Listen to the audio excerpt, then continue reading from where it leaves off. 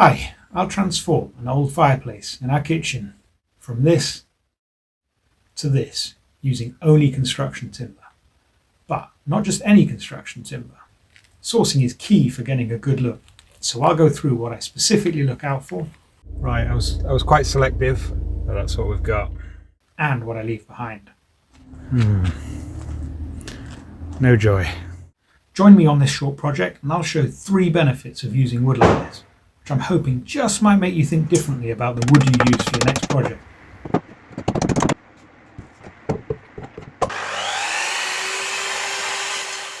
If you hear me out, I'll try and persuade you that there's a surprisingly large supply of characterful wood that you can tap into. Oh, and a 4th benefit, it's free. But before I espouse my reasoning for working with free rugged wood, let's deal first with the downside of this sort of stuff I typically use.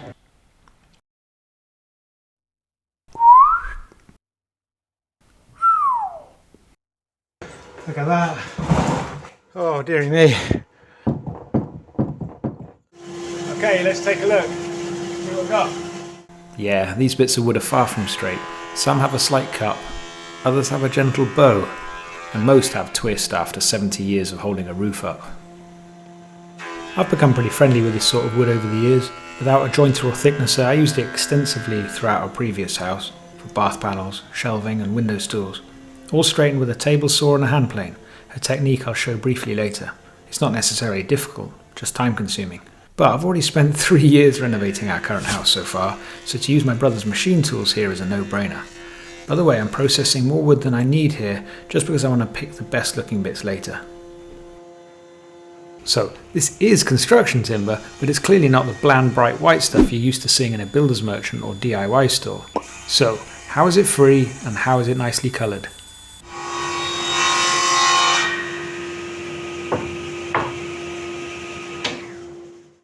Like Rag and Bone Brown, searching for scrap wood, I take different routes to work and specifically look out for loft conversions.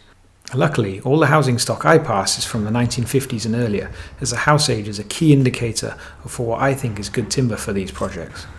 So aside from the obvious benefit of wood being free, the date of the wood harvest is what seems to determine its beauty. Perhaps you've seen this comparison winging its way around the internet at some point.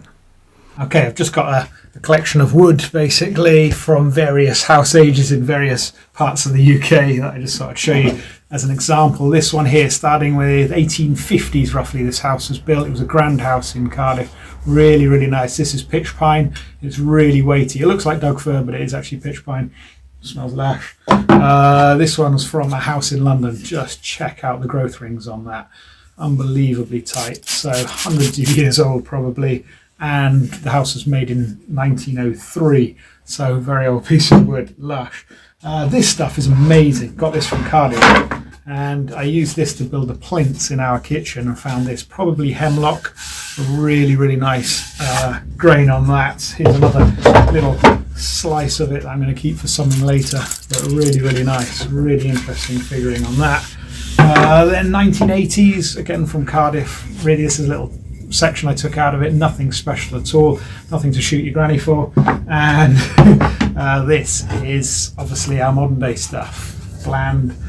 In order to try and do it some justice, I've got this little piece here, so yeah, got some colouring in it, but yeah, you've got about 11 growth rings from there to there, so, and it's also already started to cut, but yeah, nothing great at all.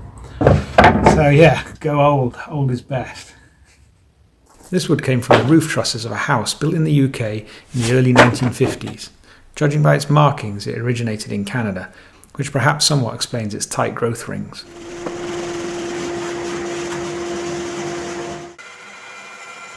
Timber from 1950s and earlier is much less likely to be plantation grown, especially as Canada only really got going with plantations in the 1920s and 30s.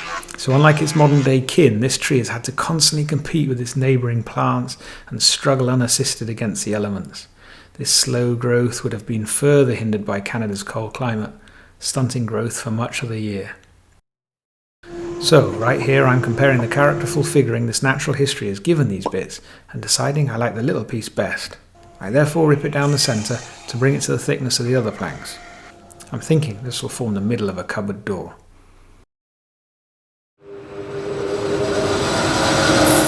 I never intended to have a curved door, but this is another benefit of using old timber. You're constrained by what you get free from the skip. You can't just sight down a load of wood in the store and pick out the best. This really isn't the most productive workbench. You'll see what I mean pretty soon, but this constraint completely changed how I built this cupboard door. The knot holes were off centre, which just looked odd. But I didn't want one door bigger than the other, so I figured this curve would be the best way forward. Maybe you'll get what I mean when I do this glue up, but if not, it should become clear later. Sticking with this idea of constraints, I don't particularly like knots. Actually, I really don't like them. And in a store I would have bought wood free of them if possible. But the fact that this bit was loose gave me the idea for a pretty unique design feature. The economist Tim Harford collects up a multitude of examples of constraints resulting in creativity.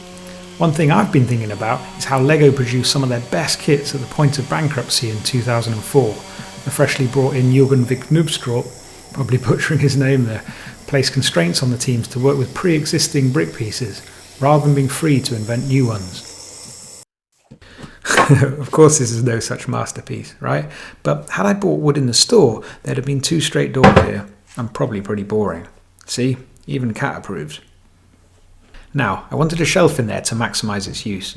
I'll just show briefly here how I also made this from lumber, but in the absence of a planer thicknesser or jointer. Running a short piece along a long table saw fence does go some way to removing twist, but the final flattening was done by hand, as you'll see in a second. But first, cutting it in half again using the table saw.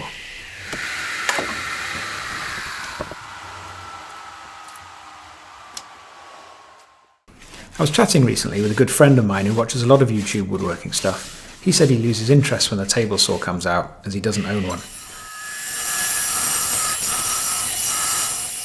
I think for me now, even if I only had a tiny shed, the 2 machines I'd always have to have would be a random orbital sander and a table saw. I actually still don't have a workbench, so I always have to hold down work with one hand.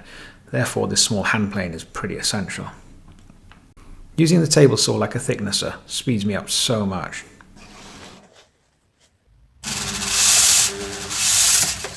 As I just mentioned, the random orbital is one of my most used tools, so when it gave up on this job, my heart sank. It seemed to be losing power and I assumed it was a goner.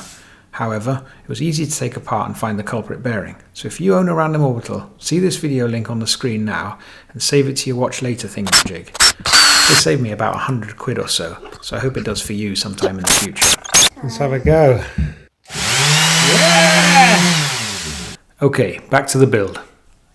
As I couldn't work out how to clamp things, everything here was a snug fit, using the shells to hold the door mounting brackets in place while the stick-sawed adhesive sets. While the children realised they're losing their den space, I had thickness to the cupboard doors where the cabinet hinges will go. By the way, adding salt during the glue up stops things wiggling about. Thanks, Nick. I'm hoping to get varifocal glasses soon, but for now I just pull a funny face while routing, before getting my safety specs on for the subsequent cuts. I made an inlay in our floor from Jarrah and wanted to somehow mirror that in these doors. Here's an offcut. It's just about long enough.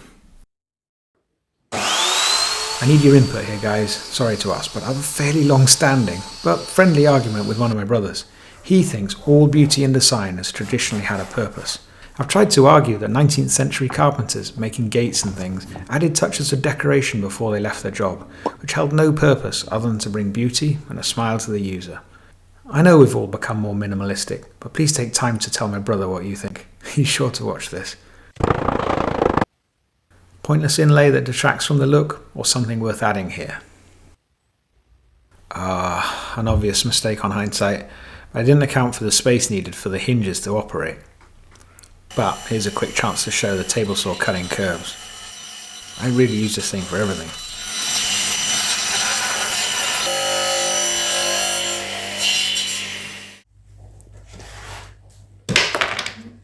So here it is, the second knot popping out. I figured it'd make a pretty interesting door handle, so I just do the smoothing with a Dremel to help match up the 2 knot holes better.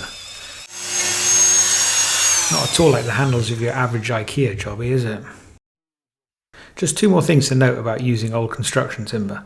Some bits can be massive, meaning much less gluing up than when using free wood from pallets. And the second bonus is that they're usually bone dry. Stack the wood up nicely to dry. Oh, perfect. sorted. So even after being left for a few days in Welsh sunshine, it won't take long to rectify. I'm just punching a hole in some old inner tube here to make a door stoppy thingy. And here it is. Of course I think the inlays look good. I put them there. But letting us know what you think will stir up our disagreement again. Please land on my side though. Thanks very much for watching, guys. I'm sure I'll never move the pallet wood scene, but I hope this makes you consider stuff like old roof timbers in the future. I'm amazed at how much of this stuff gets thrown away. I found huge long lengths the other day. The dude helping me load up asked if I had a log burner. I just said yes, and started dreaming of my next project. Feel free to check in on me sometime soon, and hopefully by then, I'll show what I made with this beauty. So I'm really sniffy about this stuff. Just, you can tell straight away it's not very old. No joy.